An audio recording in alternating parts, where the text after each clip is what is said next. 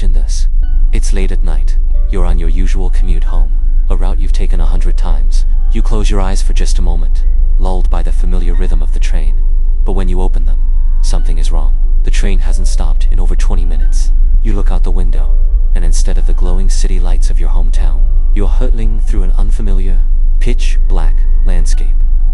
And when the doors finally slide open, you step out into a place that doesn't exist on any map in the world. Tonight, we're boarding a midnight train to a destination you won't find on Google Maps or in any historical archive. A place where the laws of reality seem to fracture, and the only evidence left behind is a chilling, minute-by-minute trail of digital breadcrumbs. Our story begins on January 8, 2004.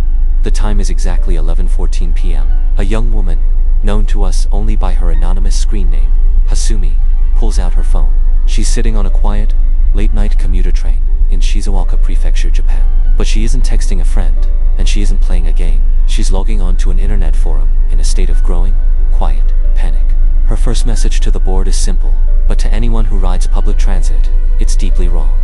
I boarded a train, but it hasn't stopped at a station in over 20 minutes. It usually only takes 5 or 7 minutes, 8 at the longest, but it won't stop. Hasumi notes that the car isn't completely empty.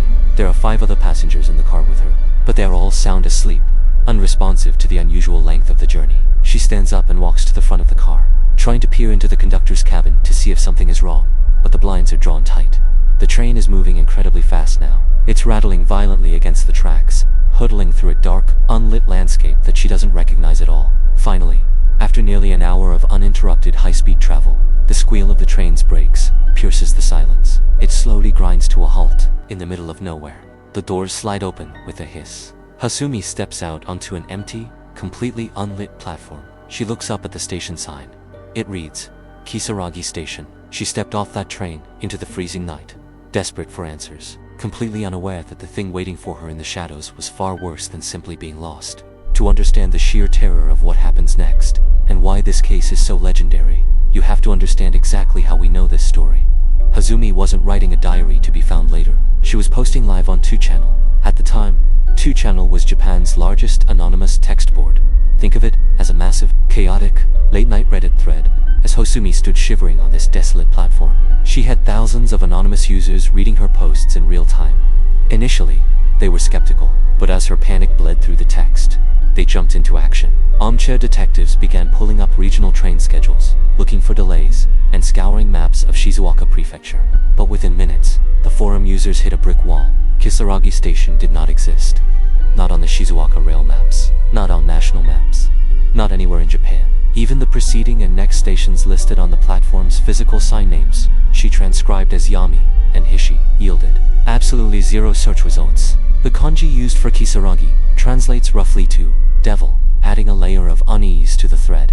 Users urge her to find a timetable or a nearby taxi stand. She posts back, there's nothing here. No timetables, no taxis. There aren't even any buildings or houses around, just mountains and fields. Desperate, Hasumi pulls out her phone to call her parents. Miraculously, the call connects, but her parents are just as confused. They have no idea what Kisaragi Station is and tell her to call the police. Hasumi dials emergency services. She tries to explain to the dispatcher that she is trapped at a phantom station, but the dispatcher assumes she is intoxicated or playing a prank, reprimands her for wasting their time, and hangs up. She is completely cut off from the real world. Her GPS shows nothing but a terrifying, blank error screen. She is utterly stranded. The silence of the empty station was deafening, but in just a few moments, that silence would be broken by a sound that would chill the blood of everyone reading her posts live. It's now approaching 2 a.m. The temperature is dropping rapidly. The forum users, realizing the police won't help, advise Hasumi to do the only logical thing left: walk back along the tracks toward the previous station. If she follows the rails, she has to end up somewhere. It's a terrifying prospect, but staying at the demonic station seems worse. As she begins to walk along the cold steel rails, crunching over the gravel, she types a new update that sends a wave of genuine panic through the 2channel thread. I can hear something, she writes. It sounds like a taiko drum, mixed with the sound of a bell. It's coming from far away, but it's getting closer. The tone of the thread shifts violently. Users stop playing detective and start begging her to run. Some tell her to hide in the brush. The idea of a traditional festival happening in the mountains at 2 a.m. is impossible. Something is hunting her. Then, Hasumi posts this. Someone is behind me.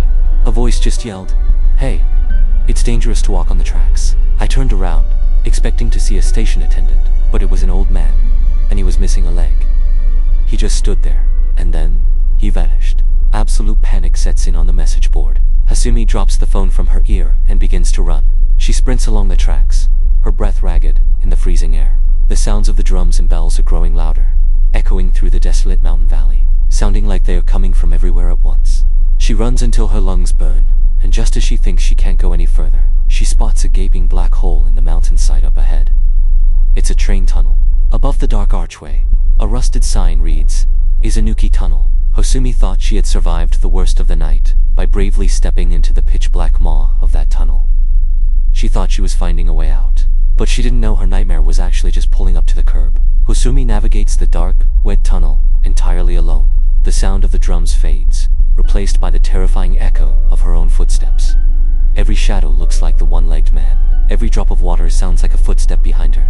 It's an agonizing, claustrophobic walk, but eventually, she sees the faint glow of moonlight at the other end. She emerges from the Izanuki tunnel, battered, exhausted, and freezing cold. The time is now 3 a.m. She has been trapped in this nightmare for almost 4 hours. She posts to the forum that she has made it through the tunnel, and then, she drops a bombshell that stops the internet sleuths dead in their tracks. "There is someone here," she types. "A man. He has a car, and he's offering to give me a ride to the nearest business hotel." The 2-channel thread explodes. Hundreds of users are desperately typing, practically screaming at her through their screens. "Do not get in that car. Why on earth is there a man waiting outside an abandoned mountain tunnel at 3 a.m.? Run into the woods. Hide."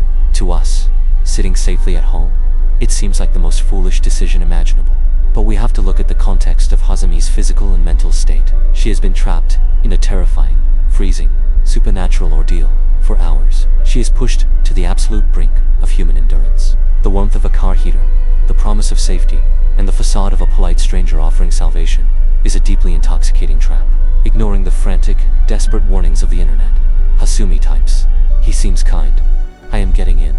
The car doors shut, locking out the freezing mountain air. The engine hums to life, and the car begins to move. For a few agonizing minutes, Hasumi posts that things seem okay. The heater is on, the man is quiet, simply driving. But soon, the car turns off the main road. It begins winding its way up a steep, incredibly remote mountain pass. There are no streetlights here, no buildings, just dense, suffocating, ancient forest on all sides. Hasumi posts an update, her text now frantic. "We are driving toward the mountains. I don't see anywhere a hotel could be." He has stopped talking to me. The users are begging her to jump out of the moving car. They are pleading with her to call 110 again, to scream, to do anything. At 3:44 a.m., Hasumi posts her final message to the board. His demeanor has completely changed. He isn't looking at me. He is just staring straight ahead, muttering nonsensical things to himself over and over. "I am terrified. My phone battery is dying. I am going to wait for my chance, and I am going to make a run for it. This will be my last post for a while." And it was her last post. Not just for a while, forever. Hasumi never logged back onto 2channel.